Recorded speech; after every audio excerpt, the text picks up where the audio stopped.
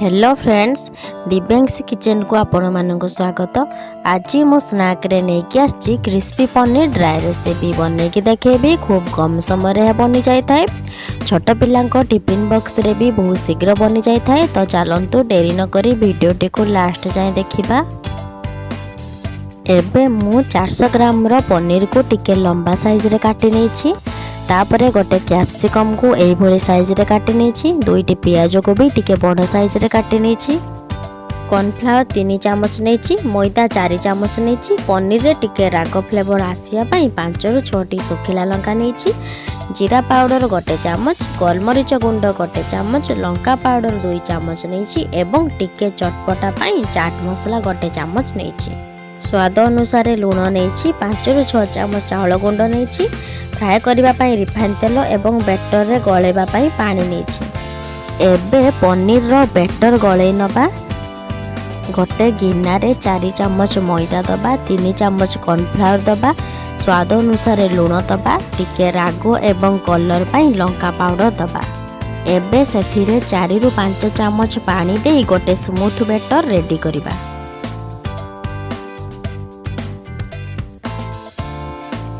तापरे चाउल पाउडर रे गोटे चामच गोलमरीच गुंड दे सबको मिक्स करदेली।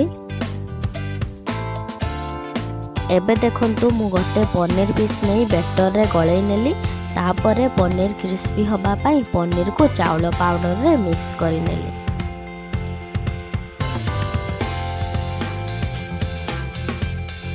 आउ बाकी तक पनीर सब मु एही भली सेम प्रोसेस रे बनै नेबी।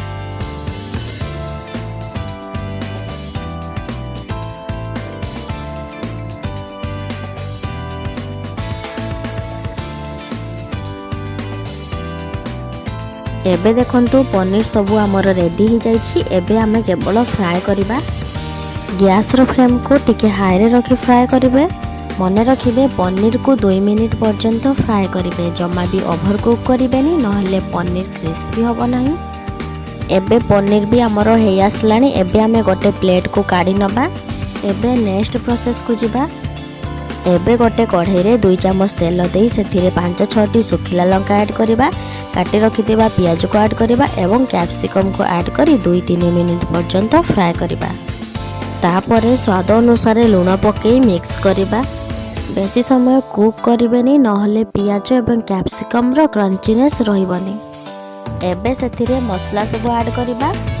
जीरा पाउडर गोटे चामच, चाट मसला गोटे चामच, लंका पाउडर गोटे चामच दे सबको मिक्स करि नबा। तापरे फ्राए करी रखिथिबा पनीर को सेथिरे मिक्स करि नबा 1 मिनिट पर्यंत। तो एबे हमर प्रस्तुत हो गला क्रिस्पी पनीर फ्राए। तो केमिति लागिला कमेंट रे जणाइबे।